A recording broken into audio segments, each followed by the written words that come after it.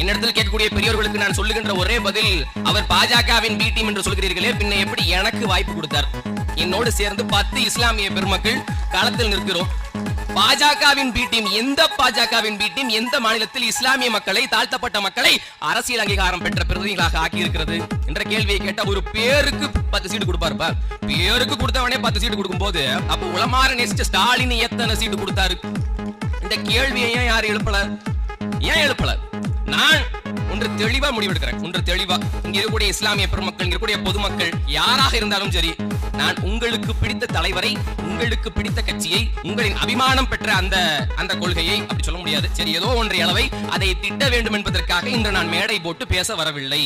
நான் சில விஷயங்களை எனக்கு தெரிந்த, நாங்கள் எங்களுக்கு அறிந்த, நாங்கள் எதை நம்பிக்கை கொண்டு இங்கே நல்லது படைக்க வேண்டும் என்ற நம்பிக்கையில் இந்த கட்சியை நடத்துகின்றோமோ, இந்த அரசியலில் பயணிக்கின்றோமோ, அப்படி எங்கள் கொள்கைகளை, எங்கள் மனத்தாங்கல்களை உங்களிடம் விவரிக்க கிடைத்த அற்புதமான வாய்ப்பு இது. அவ்வளவுதான். மேடை என்பது பேச்சுக்கலை அல்ல, அது தொழிலும் அல்ல. ஜீவானந்தம் சொல்வது போல நாங்கள் நம்பி நிற்கிற கொள்கையை விளக்க கிடைத்த அருமையான வாய்ப்பு. அவ்வளவுதான். நீங்கள் யாருக்கு வேண்டுமானாலும் வாக்கு செலுத்துங்கள்.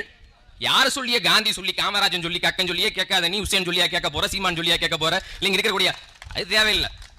ஆனா முடிவெடுப்பதற்கு முன்பே ஒரு நிமிடம் எங்களுடைய பேச்சையும் கேட்டுவிட்டு முடிவை நீங்களே எடுத்துக்கொள்ளுங்கள். ஆனால் இந்த அடியேனின் அபிப்பிராயத்தை, எங்களுடைய கருத்தையும் நீங்கள் கொஞ்சம் சிந்தித்து பாருங்கள் என்று சொல்வதற்குத்தான் நாங்கள் இங்கே கூட்டம் போட்டு பேசிக் கொண்டிருக்கிறோம்.